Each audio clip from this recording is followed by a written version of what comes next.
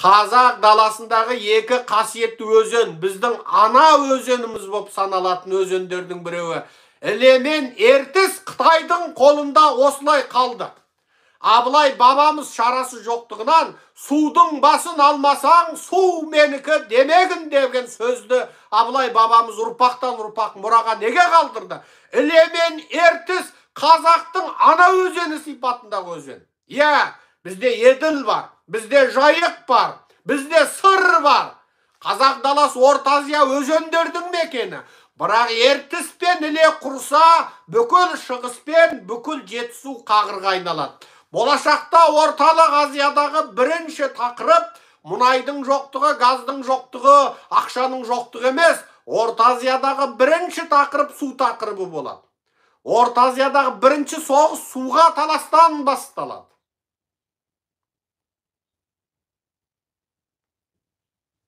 Міне, әңгіме қайда жатыр. Сондықтан біз тарихи нәрселерде қателік жіберуге болмайды. Принциптік қателіктерді жіберуге болмайды. Ұсақ түйек қателікті бүкіл адам жібереді. Бірақ принциптік қателікті жіберуге болмайды. Біз бұл жердің басып алынған жер екендігін неге бүкіл дүние жүзінің медиасында сұхбатымызда айтып, мақаламызда жазып отырмыз?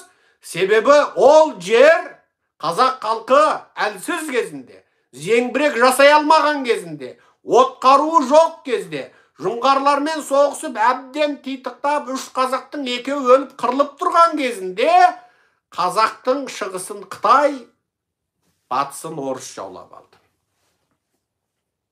Әңгіме осы. Бұл басып алынған жер. Бұл жаулап алынған жер. Бұл бодандыққа түскен жер. Францияда Бәленбай облыс бұрын немістің жері болған. Германияда Бәленбай облыс бұрын Францияның жері болған. Англия мен Франция Бәленбай жыл соғысқан. Жанна де Арк, француздың батыр қызы, шапқыншылармен бір ғасыр француздың соғыстары бар, сол кезде шыққан. Кейін Рим жаңағы папасы тарапынан әулие деген мәртебе берілетін Жанна де Арк бар мысалы. Сол соғыстар, бұның барлығы куә. Енді бұның барлығын тарихи тұрғыдан айтасыз. Тарихи тұрғыдан француздар жасыра ма? Жасырмайды. Бұл облыс бұрын германдікі болған, бәлен жылы франциянікі болды, түген жылы қайта германиялық, түген жылы франциялық. Бұл тарихи тұрғыдан айтылады. Тарихи тұрғыдан айтылады.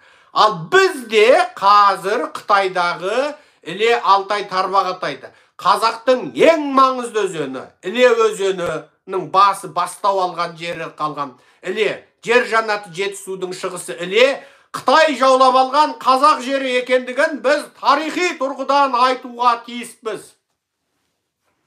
Егер кімдегін бұл жерді қазақ жері емес деп басы бүтін жариялайтын болса, айтатын болса, ол ұлт алдында сатқын.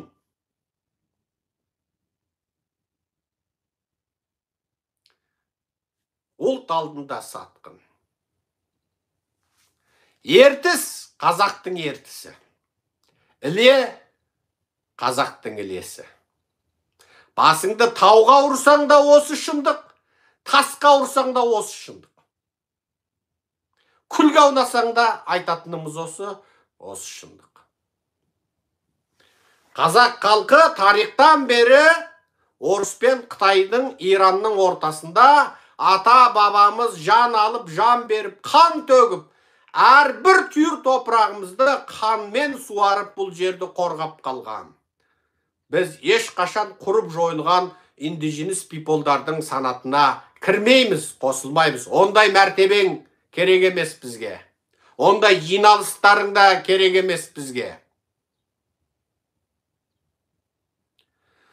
Біз ақиретке дейін қазақ болып жасайтын халықпыз. Қиямет қайым келгенше, заман ақыр болғанша, жер тақыр болғанша, біз қазақ болып жасайтын халықпыз. Орыс қазіргісінен миллион есе күшейсе де, Қытай миллиард емес, триллион болса да, 1 миллиард Қытай емес, 1 триллион Қытай болса да, біз сол Қытаймен де орыспен де алысып, бір қолымызбен орыстың кеңірдегін қысып, бір қолымызбен Қытайдың кеңірдегін қысып, мына жақтан санамызды салдандырып уламақшы болған Қызылбас Иранмен алысып, ата бабамыздан аспан алақандай, жер тебінгідей кезден ата бабамыз жасаған күресті жалғастырып, қияметке дейін барамыз. Және Алланың алдында біз міне сен күшті қып жаратқан осы қауымдарға берілмей соғыспай барған біз деп барам. Әлем тарихында, адамзат тарихында қаншама үлкен империялар болды, бірақ сол империялар жойылмаған әлсіз кішкентай халықтар болды. Күн батпас империя құрған Англия қасындағы көрші Ирландияны жаулай алмады.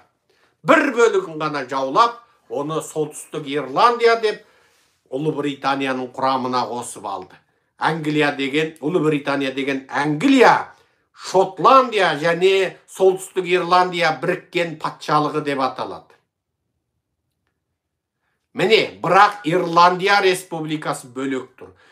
Қытай мың жерінен алып болса да, оңтүстікте Малайзия, Индонезия, Сингапурға дейін диаспорасын жіберіп, жоқ жерден Сингапур деген елді қолдан жасап, бүкіл Вьетнам, Лаос, Бирма, Тайланд, Камбоджа деген елдердің бәрін Қытаймен толтырып отырса да, дүние жүзіне ықпал өткізіп, бүкіл Қытайдың оңтүстігіндегі анау хмоңдардың, тағы басқа жуан, тағы басқа халықтардың бәрін жұтып, жойып, ұлттық бөгенайын құртып, Қытай жасап отырса да, орталық Азияда қазақтарды жаулай алмай отырған себеп осы.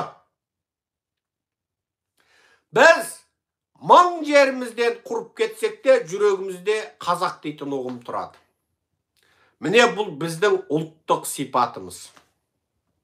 Ата бабамыздан мұраға қалған көшпенділерде болатын құлдыққа мойындамайтын көшпенділердің өр рухы деген осы. Сондықтан шығыста Жапон теңізіне дейін жаулап алған, Жапонның аралына дейін жаулап алған Орыс империясы, тіпті Шар Россияның кезінде аяқтары Сахалинге дейін жетті. Шар Россияның аяғы Сахалинге жетті. Қиыр шығыста Жапон Корей жеріне дейін Шар Россияның аяғына жеткенде қазақ даласын толық жаулай алмай отырған себебі сол. Бүкіл Орта Азияны қазақтар қорғады. Бүкіл Орта Азияны орыстың тегеурінен қазақ сақтап келді. Орыс пен қазақтың 3 ғасырға жалғасқан соғысы аяқтап, ең соңғы қазақ соғыста жеңілген кезде қалған Орта Азияны қалпақпен ұрып алды. Қазақ айтатын қалпақпен ұрып алды. Қазақ бүкіл Орта Азияның қорғаны болып отырды. Тарихта да солай. Батысқа қарай жөңкілген Қытайды Атлақ шайқасы Тараздан кері қайтарып тойтарған Қытайдың Таң династиясы кезінде, анығында ол да Қытай династиясы емес, өзіміз сияқты көшпенді түркі халқы болды.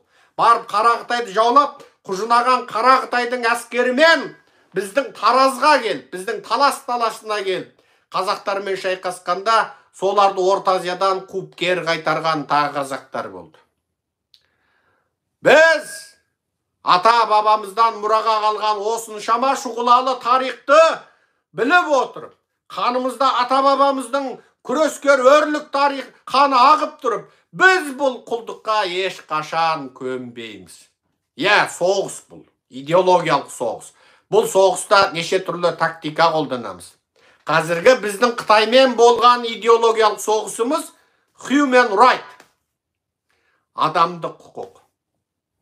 Ол адамдық құқық деген не нәрсе? Қытай өзі жаулап алған жердегі қазақтың құқын тимесін, бұзбасын. Көшем десе Қазақстанға жіберсін, паспортын берсін. Қазір бүкіл қазақтың қолында паспорт жоқ.